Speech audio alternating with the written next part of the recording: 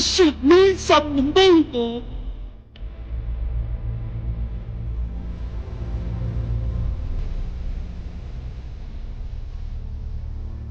तो Spiderman brand new day की shooting start हो गई है, जहां इसे डायरेक्ट कर रहे हैं शैंग-ची के डायरेक्टर डस्टिन डैनियल क्रेटन। जहां ये मूवी ग्लासगो स्कॉटलैंड में शूट हो रही है, जहां मूवी के बड़े बड़े सेट्स लगाए गए हैं। लेकिन ये मूवी भी लीक से बच नहीं पाई और हमारे सामने धड़ाधड़ लीक्स आते जा रहे हैं, फिर चाहे वो कास्टिंग या प्लॉट की डिटेल्स हो या फिर सेट के इमेजेस। इसीलिए मुझे लगता है कि मार्वल ने स्पाइडरमैन का सूट ऑफिशियली रिवील कर दिया है, क्योंकि उन्हें पता था कि अगर नहीं किया तो कहीं ना कहीं से सूट लीक तो हो ही जाएगा। लेकिन अब क्योंकि मूवी के लीक्स बाहर आ ही गए हैं, तो आओ बहती गंगा में हाथ धो लेते हैं।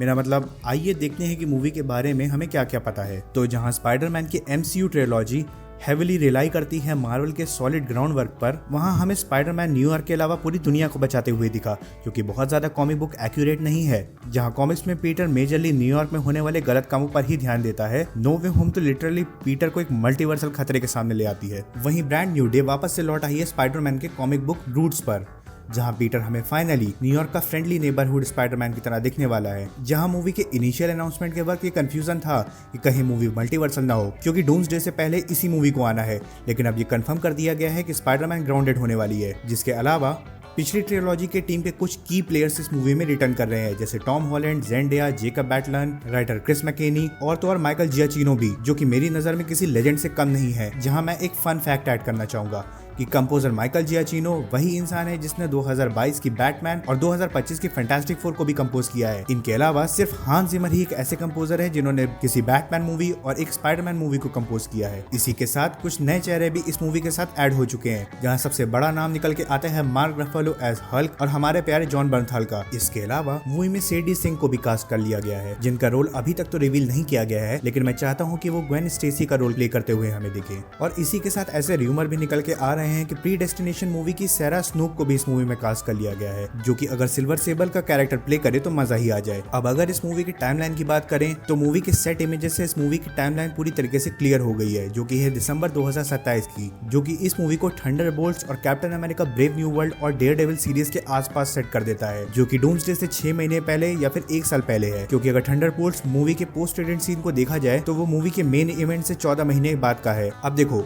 नो वे होम के इवेंट फार फ्रॉम होम के जस्ट बाद हुए थे और फार फ्रॉम होम 2023 में सेट है। तो अगर पीटर को 2023 में ही कॉलेज एडमिशन मिल गया होगा तो वो अभी अपने कॉलेज के 3rd ईयर में होगा, जिसका मतलब है कि 8 मई को गुजरे 3 साल हो चुके हैं और पीटर को खुद को फाइनेंशियली सपोर्ट करने के लिए या तो पिज्जा बेचना पड़ रहा है या फिर खुद की फोटोज। और ये मानना भी गलत नहीं होगा कि पीटर ने कॉलेज में अपने नए दोस्त बना लिए हैं, जिसमें से हो सकता है हमें सेडी सिंह भी दिखाई जाए एज ग्वेन स्टेसी। लेकिन मूवी के विलन्स का क्या? तो ऐसे लीक्स निकल कर आ रहे थे कि इस मूवी में मल्टीपल विलन्स होने वाले हैं, जहाँ इस मूवी में टूमस्टोन, बूमरैंग, ट्रांटुला और मैक गार्गन का स्कॉर्पियन भी हमें दिखाया जाएगा। इसके अलावा मार्वल ने कुछ वक्त पहले एक कास्टिंग कॉल भी दिया था एक ऐसे एक्टर के लिए जो एशियन हो और जिसकी उम्र थोड़ी ज्यादा हो। और अगर हम स्पाइडरमैन के विलेंस की लिस्ट निकालें तो सिर्फ एक ही कैरेक्टर इस डिस्क्रिप्शन को मैच करता है, जो कि है मार्टिन ली AKA मिस्टर नेगेटिव। जहां डैनियल खुद भी चाइनीज डिसेंट से आते हैं और हमने उनका चाइनीज माइथॉस पर टेक देख रखा है शैंग-ची जैसी मूवी में, तो मैं चाहता हूँ कि मिस्टर नेगेटिव इसी मूवी में अपीयर हो, क्योंकि डस्टिन ही इस कैरेक्टर को समझकर इसके साथ जस्टिस कर सकते हैं। जहां अगर मिस्टर नेगेटिव की पावर की बात करें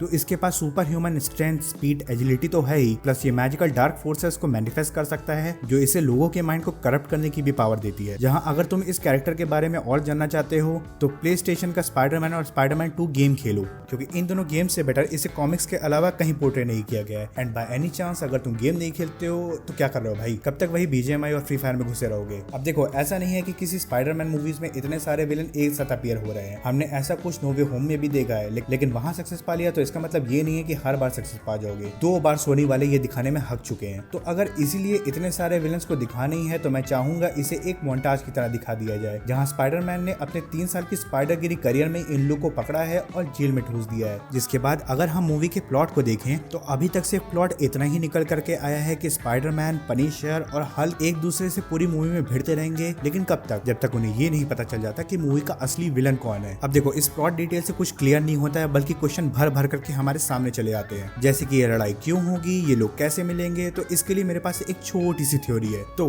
हमारी मूवी की शुरुआत होगी एक मोन्टाज से। थोड़ा जैसे फैंटास्टिक फोर की स्टार्टिंग में दिखाया गया था, वैसे ही यहाँ स्पाइडरमैन एक एक करके न्यूयॉर्क के लफंगों को 3 साल में पकड़कर जेल में बंद करवा देता है, जो जेल होगी राइकर्स आइलैंड पर, जो कि स्पेशली सुपर ह्यूमंस के लिए बनाई हुई है और जो डायरेक्टली न्यूयॉर्क के मेयर के अंडर आती है, जो कि है विल्सन फिस्क। उसके बाद पीटर अपने कॉलेज में जाता है, जहाँ क्योंकि उसको एक रेडियो एक्टिव स्पाइडर ने काटा था, तो वो फिलहाल रेडियो एक्टिव सेल्यूलर बायोलॉजी का कोर्स कर रहा होता है और वहाँ वो अपने प्रोफेसर से मिलता है, जो कि ना है कर्ट कॉर्नर्स, ना ही नॉर्मन ऑसबॉर्न, ना ही ऑटो ऑक्टेवियस, बल्कि हमारा ब्रूस बैनर। अब देखो, क्योंकि टोनी मर चुका है और एवेंजर्स डिसॉल्व हो चुके हैं, तो ब्रूस को कुछ तो करना पड़ेगा ना पेट पालने के लिए, और अब तो उसका एक लड़का भी है। अब जानता हो तुम कहोगे कि शैंक-ची के पोस्ट क्रेडिट सीन में एंड शी हल्क में तो ब्ला ब्ला ब्ला, तो यार इंसान है, अगर उसका ये दिल कर जाए कि वो 2 वक्त मार कुटाई से दूर रहकर 2 पल की जिंदगी जी सके, तो तुम्हें दिक्कत क्या है भाई।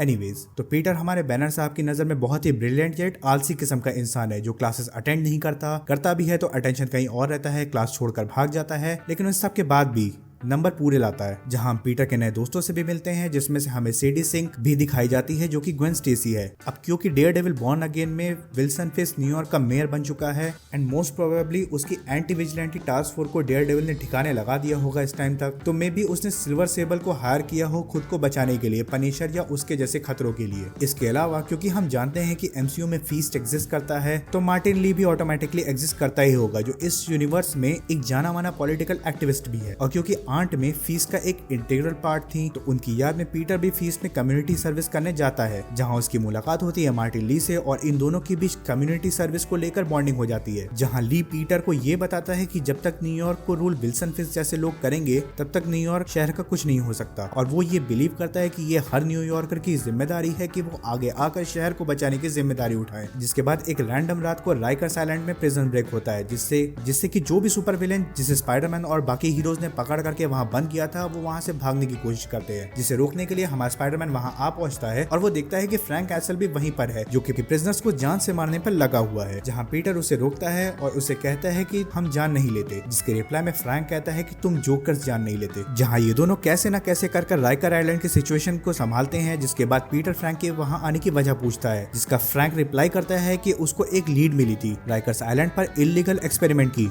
जो विल्सन फिस्क और उसके साथियों को एक्सपोज कर देगा, जिसकी वजह से उसे मेयर की पोजीशन से इम्पीच कर दिया जाएगा। जिसके कुछ दिन बाद पीटर इस लीड पर इन्वेस्टिगेट कर रहा होता है, जहां वो मार्टिन ली को न्यूज चैनल पे बोलते हुए सुनता है कि विल्सन फिस्क खुद भी एक क्रिमिनल है, जो पैसों का भूखा है और जो कि बहुत ही करप्ट गवर्नमेंट को रन करता है। वो कहता है कि राइकर्स आइलैंड पर जो घटना हुई है वो एक तरह से सिक्योरिटी फेलियर है, जो कि ये दिखाता है कि सिक्योरिटी फंडिंग पूरी तरह से जेल तक नहीं पहुंच रही है और उसके जैसे लोगों की जेब में, और कल रात को जो हादसा हुआ उसका जिम्मेदार फिस्क ही है। जहाँ पीटर अपनी इन्वेस्टिगेशन में पाता है कि स्कॉर्पियन, जो कि राइकर आइलैंड के इवेंट में भागा था, वो अभी भी खुला घूम रहा है। जहां वो निकल जाता है स्कॉर्पियन को पकड़ने और उसे वो मिल भी जाता है, लेकिन फिर वहीं फ्रैंक आ जाता है स्कॉर्पियन को मारने, क्योंकि वो ये समझता है कि राइकर्स आइलैंड पर जो भी हुआ वो उसकी जिम्मेदारी है। जहां स्कॉर्पियन दोनों को ओवरपावर कर देता है और स्पाइडी को अपना स्कॉर्पियन डंग मार देता है, जिसमें जहर होता है। पीटर की हालत खराब होती है और फ्रैंक पीटर से पूछता है कि तुम्हें डॉक्टर के पास ले जाना होगा, जिसके जवाब में पीटर बोलता है कि उसे डॉक्टर बैनर के पास लेकर के चलो। जिसके बाद फ्रैंक उसे ब्रूस के घर लेकर के जाता है और ब्रूस उसका स्पाइडी सूट उतारता है ताकि कुछ इलाज कर सके। जहां वो जैसे ही पीटर का मास्क उतारने जाता है, फ्रैंक उसे मना कर देता है कि फेस पे कुछ नहीं हुआ है। जिसके बाद ब्रूस के घर पे मार्टिन ली और उसकी गैंग हमला कर देती है, जिसके बाद फ्रैंक एक एक करके ली के गैंग मेंबर्स को ठिकाने लगाना स्टार्ट कर देता है,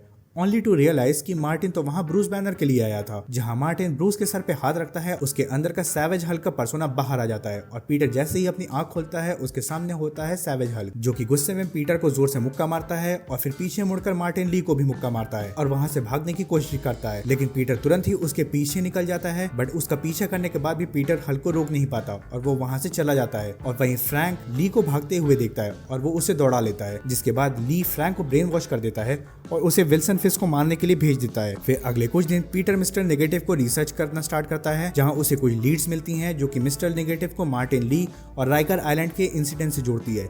जिसके बाद पीटर देखता है कि फ्रैंक फिस्क को मारने के लिए कत्लेआम मचा रहा है, जहां वो फिस्क के गार्ड को एक एक करके मार रहा है। स्पाइडी उसे रोकने के लिए जाता है और वहीं सिल्वर सेबर स्पाइडी के रास्ते में आ जाती है, क्योंकि वो स्पाइडी को समझती है कि वो फ्रैंक का एलाई है। फिर दोनों के बीच बातें क्लियर होती हैं और वो दोनों फ्रैंक को रोक देते हैं, लेकिन तभी एंट्री होती है मिस्टर नेगेटिव और सैवेज हल्क की, जिसकी आइज ब्लैक कलर की है लेकिन व्हाइट ग्लो दे रही है और जो कि फिस्ट की जान का भूखा है। जहाँ फ्रैंक और सेबल ली को रोकने के लिए ट्राई करते हैं, वहीं पीटर हल्क को रोक देता है अपनी आइडेंटिटी रिवील करके। जहाँ हल्क पीटर को देख करके समझ जाता है कि उसने पीटर के साथ एक बॉन्ड बनाया है इतने सालों में, जिसे वो बर्बाद नहीं करना चाहता पीटर की जान लेकर। फिर हम देखते हैं कि फ्रैंक और सेबल साथ मिल करके भी ली को रोक नहीं पा रही हैं, जिसकी वजह से पीटर को इन दोनों की लड़ाई के बीच आना पड़ जाता है। जहाँ पीटर ली से 1-on-1 भिड़ जाता है। जोरदार मुक्केबाजी के बाद पीटर मार्टिन को मार्टिन के नाम से बुलाता है, जिसके बाद मार्टिन 2 मिनट रुक करके पूछता है कि क्या पीटर ये तुम हो। पीटर अपना मास्क उतार देता है, जिससे पीटर की पहचान मार्टिन के सामने आ जाती है और इसी के साथ स्पाइडरमैन की सारी यादें भी। जिसके बाद मार्टिन पीटर को पहचान जाता है कि वो आंट मे का भांजा है और क्योंकि वो आंट मे की इज्जत करता था तो वो खुद को रोक लेता है और अरेस्ट करवा लेता है। जिसके कुछ दिन बाद हमें दिखाया जाता है कि पीटर अब अपनी स्पेल के वर्क करने के तरीकों को समझ गया है और वो एमजे और नेड के पास जाता है उन्हें बताने के लिए कि वही स्पाइडरमैन है। लेकिन एमजे और नेड उसका मजाक बनाते हैं कि अब कोई भी आकर के बोलेगा कि मैं स्पाइडरमैन हूँ तो हम मान थोड़ी जाएंगे। जिसके बाद थका हारा पीटर अपने कॉलेज आता है और वो अपने बिहेवियर की वजह से अपने दोस्तों से कहता है कि उसे लगता है कि वो कुछ कर नहीं पाएगा। जिसके बाद ग्वेन उससे कहती है कि मुझे तुम पर भरोसा है। तभी पीटर को क्लिक करता है और वो समझ जाता है कि जब तक लोगों को ये भरोसा नहीं होगा कि पीटर ही स्पाइडरमैन है तब तक स्पेल नहीं टूटने वाली। और वो स्माइल करके चला जाता है। तुम्हें छोटी सी थ्योरी कैसी लगी जरूर बताना और साथ ही में ये भी बताना कि मार्टिन ली के अंदर फिस्ट को लेकर के नफरत क्यों रही होगी। तो ये सारी बातें कमेंट्स में बताने के बाद एक लाइक भी कर देना एंड सी यू लेटर।